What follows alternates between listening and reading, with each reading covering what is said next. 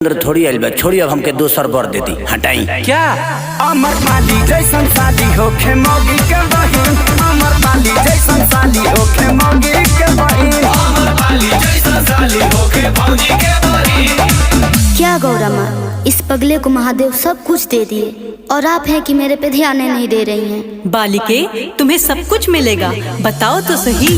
Thank you so much Gaura माँ, तोहरा जैसन के होना सच कहता नहीं तोहर गजबे बसी। माते बोलो। एक लड़के से बहुत प्यार करती हूँ, अगर आज्ञा हो तो वही मांग लूं।